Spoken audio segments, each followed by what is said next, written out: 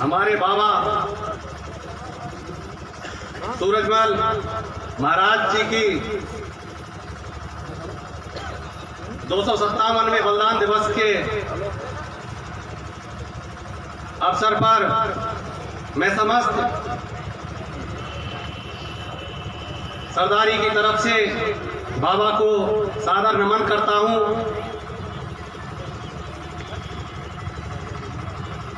बाकी मेरे से पहले बहुत सारे युग वक्ता आपके बीच में आए, उन्होंने जितनी भी आपको सारी बातें बताई, मैं समस्त जाट सरदारी से एक निवेदन करता हूं कि दूसरी समाज की तरह हमारे समाज के लिए जागरूक होने की विशेष जरूरत है।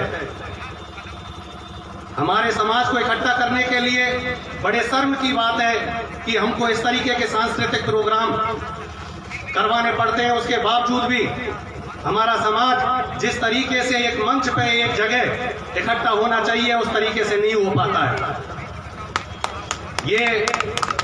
ये मांग ना केवल नैन सिंह फौजदार की है, ना मांग ये केवल ब्रजेश की है, ये समस्त जाट सरदारी की मांग है। और उस मांग के लिए हमें जगह जगह पीले चावल बांटने के बावजूद भी आज हमारी समाज जिस तरीके से एकजुटता हमको दिखानी चाहिए होती थी, वो आज हमको देखने को नहीं मिल रही है। आज मैं बड़ा व्यथित हूं कि हमारी पहली जो मीटिंग धौलपुर भरतपुर जाट आरक्षण समिति की जो पहली मीटिंग आरती डोगरा जी के साथ में हुई थी, उसमें मेरा एक भाई, मेरे गांव का एक वीर सपूत भाई पुष्पेंद्र सिंह 3-4 दिन पहले जयपुर में हुए भीषण एक्सीडेंट में मारा गया। आज वो हमारे बीच नहीं रहा। हमारे गांव की, हमारी सरदारी की ये सभ्यता है कि यदि किसी एक घर में कोई दुख होता है तो पूरा गांव उसका शोक मनाता है। मैं सरदारी की तरफ से आपसे माफी चाहता हूं कि आज पथेना सरदारी जिस जोश और होश में आपके बीच में होनी चाहिए थी, आज आपके बीच उपस्थित नहीं है, क्योंकि हम उस भाई का शोक संतप्त मनाने में लगे हुए हैं।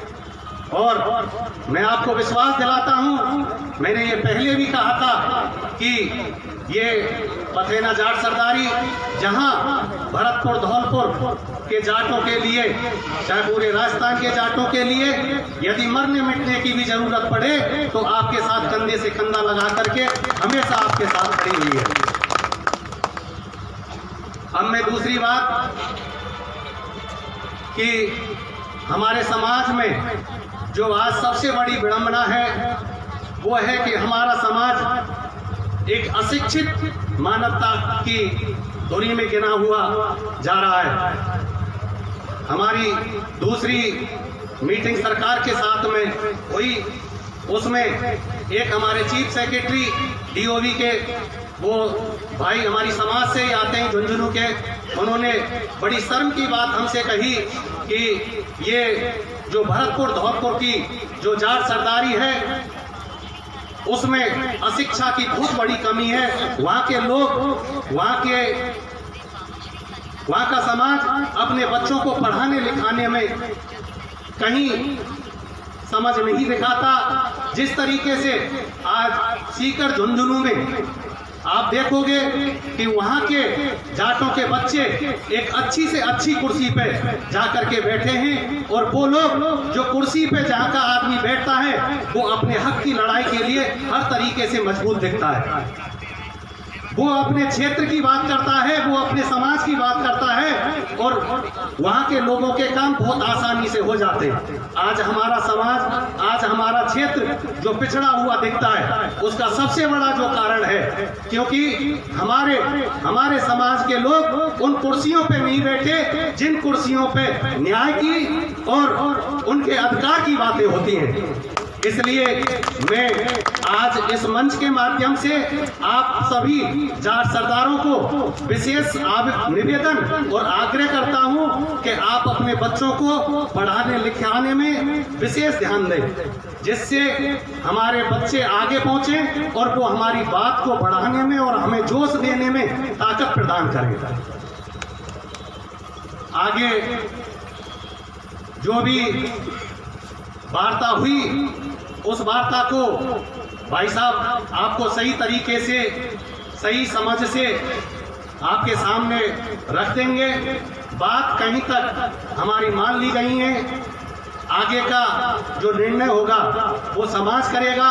आपसे बढ़ के कोई नहीं है, ना भाई साहब नेम सिंह है और ना मैं हूं। जो समाज तय करेगा उस तरीके के फैसले पे हम लोग चलेंगे, आप लोग चलेंगे, आगे की जो कार्रवाई हो। लेकिन मेरा सबसे विशेष निवेदन है कि हमारी इस एकजुटता को दिखाने में आप कहीं कसर ना छोड़ें। इन्हीं शब्दों के साथ राम राम साहब, बहुत बहुत धन्यवाद।